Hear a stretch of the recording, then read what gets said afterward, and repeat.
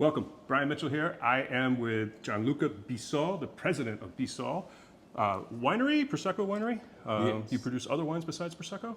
Yeah, Prosecco is our goal. We are wine growers in Valdobiadenne since 1542.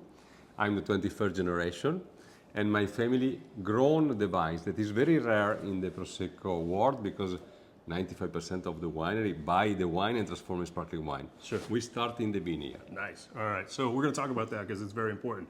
So part of our selection for the month is the Bisol Prosecco, and we're going to go through the label here and explain it a little bit. So I like to kind of start with the label terminology, and as we've already kind of mentioned, we started with 1542. So 1542. That's a long time. It's almost 500 years. Yes. Yeah. Your family's been in place. Another 18 years and it will be 500. Yes. All right. That's quite a history. And then the name Bisol, does it have any other than it's your my name? surname. Yep. Is the name of the family. Is thanks to this long tradition. If today we own 20 plots in the highest and steepest vineyard in Valdobiadenne. Crazy. Incredible. We are proud to say that we don't own any square meters in the flat area. Only the hills. Only the hills. And also, just in case it doesn't get noticed sometimes, but I like the graphic on your label actually shows the terraced hills. I assume that is relevant to your vineyards. It's everything doing by hand. No machine can come inside because it's too steeped. Yeah. And this soil is of Cartizze is 100% sand soil with marine origin. So if you go under the soil, you see rocks with the marine fossil also inside. Okay, excellent, interesting.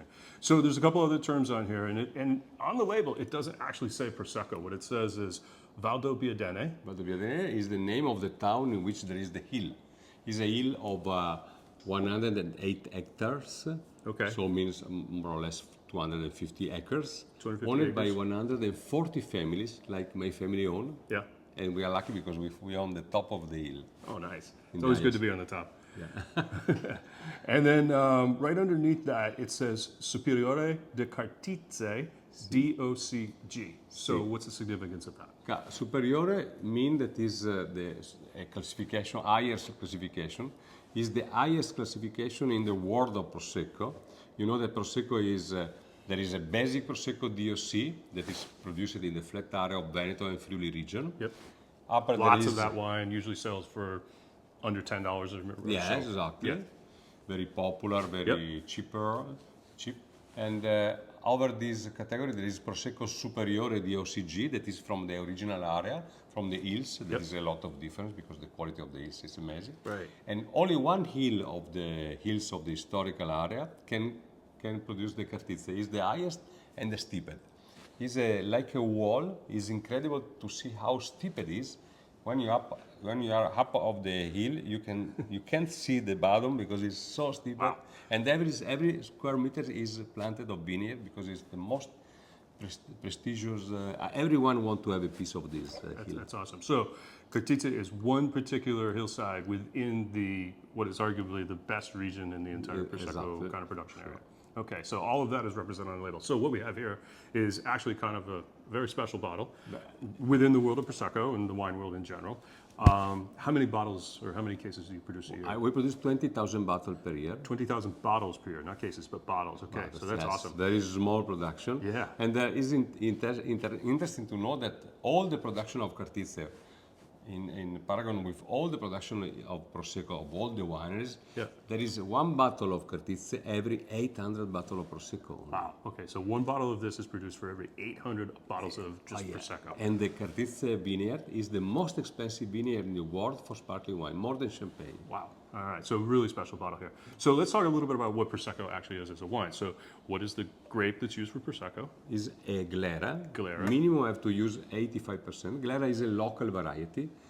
And it's interesting to know that in the world of bubbles, every winery in the world try to be similar to champagne. Right. Prosecco don't want to be similar to champagne. The opposite.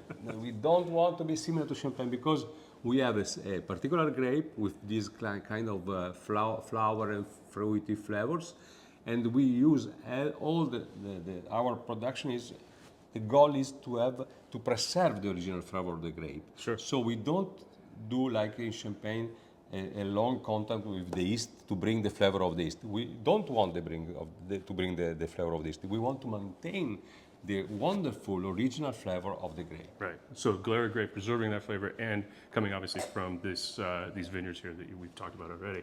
So how long does a bottle of this type of Prosecco take to produce from harvest until it's actually kind of finished and going out to the market?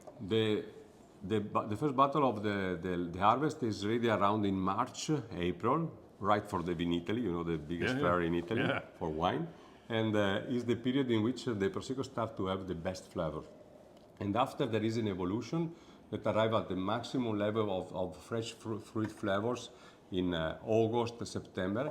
And after start to go in another kind of evolution that I love, also after years, to see how change the flavor of fruit during the year is amazing. Yeah. Sometimes we open also bottle of 20, 30 years old, wow. and it's amazing. Yeah. No, I can imagine that would be great. So basically, the idea with Prosecco is that it is available relatively young, especially compared to, say, the production for champagne. But the preservation of all that nice fruit and the floral expression and everything that's in the Glera is kind of the key there. So, all right, well, let's taste this. We've been cheers. Yeah, real Because pretty on the nose. It's a wide range of flavor. Yeah. Because it's the only place, the hill of Cartizze, as I said before, it's only one hill. In this hill is the only place in which we can leave the grape for a longer maturation without losing acidity. Yeah. So this allow to bring all the flavor from the skin of the bunch and all come inside the juice of the bunch.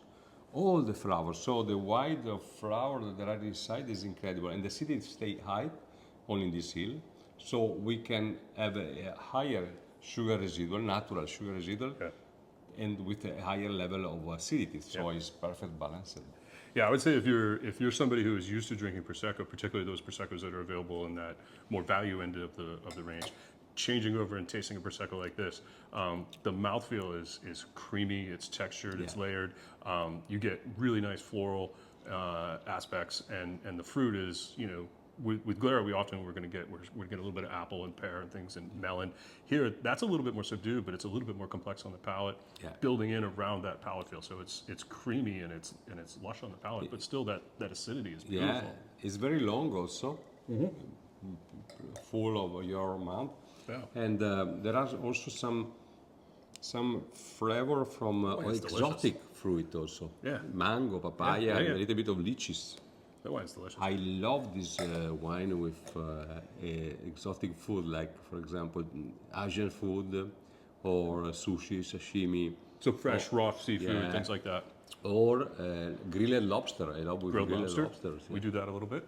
Okay, so generally speaking, lighter dishes, things that might have a little bit of vegetable or spices to them, mainly because there is just a touch of residual sugar here, so that can balance against a little bit of spice or heat. But that freshness, that acidity, and that almost tropical kind of aspect works really well, especially in these warmer months when we're featuring a lot of fresh seafood and lighter dishes. All right, this is fantastic. I mean, the wine just drinks incredibly. It's a whole different kind of style if you're used to those more value Proseccos, and I would encourage you to kind of like check this out because it's just absolutely delicious. And those key selling points of premiumization, the fact that everybody kind of knows Prosecco, but maybe has not tried one of these. Exactly. And now being empowered with the knowledge about the Cartizze and all the other information here, and a 500-year-old estate, which is just crazy.